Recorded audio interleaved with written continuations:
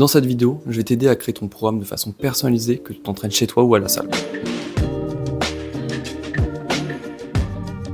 Bon, je vais pas passer par 4 chemins. Si t'as le choix entre t'entraîner à la salle ou t'entraîner chez toi, je te conseille quand même largement de t'entraîner à la salle. Surtout pour le bas du corps, ça va être beaucoup plus compliqué de travailler le bas du corps de façon efficiente si tu n'es pas à la salle de sport. En plus, un abonnement à la salle de sport, c'est quoi? 20 à 30 euros. Et en plus, tu peux faire plein de sports. Tu peux faire de la musculation, tu peux faire du powerlifting, du streetlifting, du bodybuilding, tu peux faire de l'haltérophilie, tu peux faire de la gymnastique, tu peux faire du vélo, de la marche, du karting, tu peux faire ce que tu veux.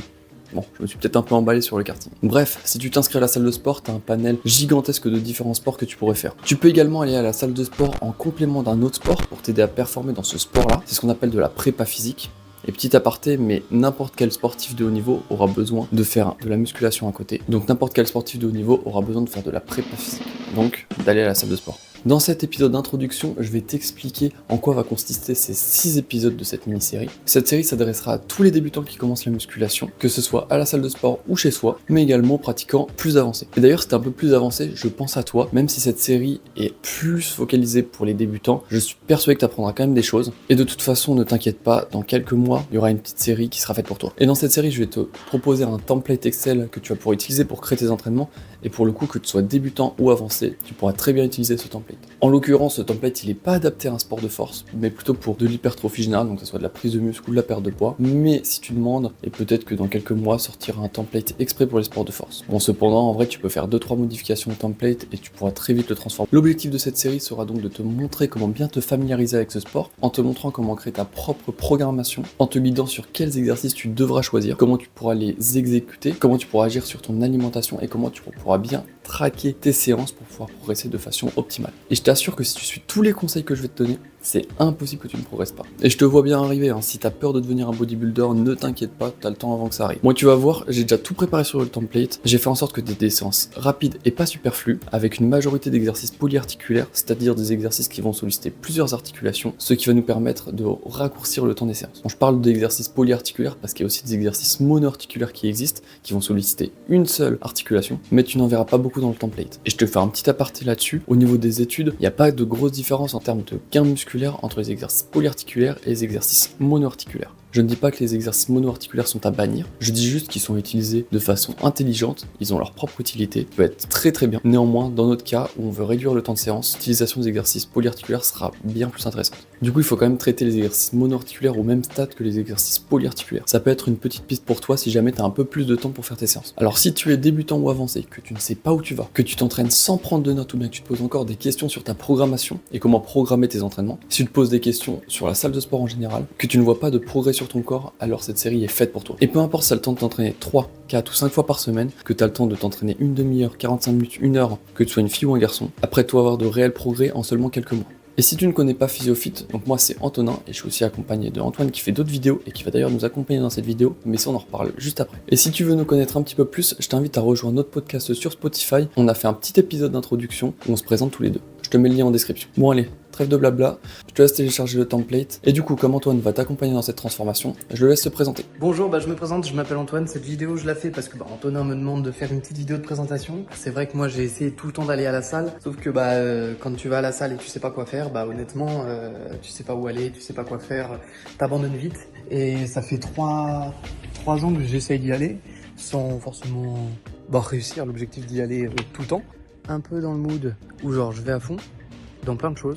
J'ai grave envie de faire plein de choses. Mais tenir sur le long terme, c'est compliqué. Et là, j'ai commencé la salle avec Anto. Et vraiment, je fais des choses simples, basiques. Il vous l'expliquera. Mais vraiment, ces choses simples, basiques, je les fais tout le temps, sans réfléchir. Vraiment, je me dis, des fois même, je me dis, je vais à la salle juste pour faire plaisir à Anto. Ça me provoque un peu de plaisir à la fin de la séance, mais quand j'y vais, je suis un peu en mode chaud. Et vu que c'est pour son challenge, sa transfo, etc.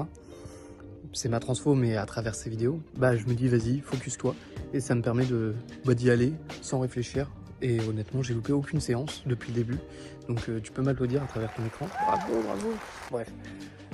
Bisous, puis du coup j'enchaîne avec ta vidéo quoi. Donc avant toute chose, on a pris les mensurations. Antoine s'est pesé à jeun le matin au réveil. Et aussi on a pris la masse graisseuse avec la pince à pli cutané. Ça c'est pas nécessaire, mais déjà si tu fais mensuration et poids, ce sera très bien. Et si jamais tu veux en savoir un peu plus sur la pince à pli cutané, tu peux nous poser la question dans les commentaires et on pourra y répondre, voire faire un réel sur Instagram. Pour tout ce qui est des mensurations des bras, des cuisses, de la jambe, et bien là, vu que vous avez 2 bras et 2 jambes, je l'espère pour vous, vous pourrez soit prendre les 2 côtés, soit faire un seul côté, mais systématiquement le même côté. C'est ce qu'on fait pour la pince à pli cutané d'ailleurs, on fait toujours le même côté systématiquement, et généralement ce côté c'est le côté droit. Maintenant, si tu veux faire les 2 côtés, tu peux très bien faire les 2 côtés. Surtout si tu as des déséquilibres, si tu fais du tennis ou tu as un passif dans ce genre de sport, ça peut être intéressant de prendre les 2 côtés. Ensuite, si tu as la possibilité de peser ce que tu manges et de traquer tes calories, je t'invite à le faire, donc ça peut être sur MyFitnessPal, Fitatu, t'as plein d'applications, je te laisse choisir. Mais ça peut être très intéressant que tu le fasses. Pareil, tu peux continuer de te peser, donc on dira une fois par semaine, une fois toutes les 2 semaines, mais par contre tout le temps le même jour et tout le temps à jeun. Comme ça c'est reproductible et comme ça pourra nous être utile pour les prochaines vidéos. Bon, une fois que t'as fait tout ça, tu vas choisir le nombre de séances que tu pourras faire, donc 3, 4 ou 5, tu peux le voir sur le template. Pour Antoine, on a choisi 4, donc maintenant ce que tu peux faire,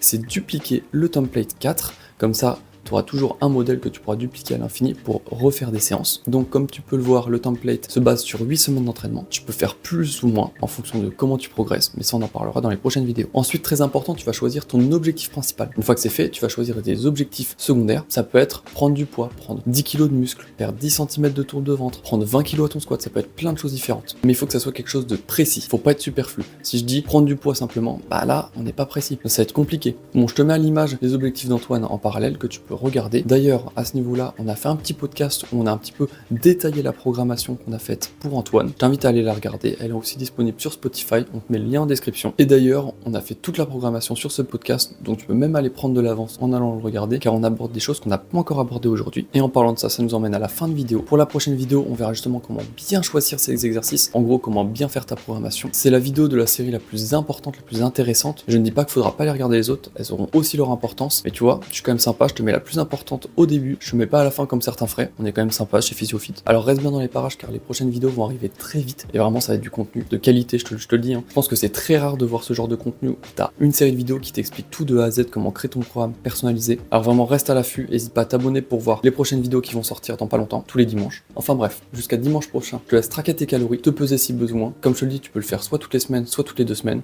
c'est toi qui vois. Prends en note ton poids, va regarder les podcasts, prends de l'avance et abonne-toi sur tous nos réseaux, comme ça tu vas pouvoir suivre l'actualité. On a du petit contenu explosif d'ailleurs sur Instagram, donc je te laisse aller voir ça. Et du coup, je te souhaite une très bonne journée, ou soirée si tu regardes ça le soir évidemment, et je te dis à dimanche prochain. Allez, bisous.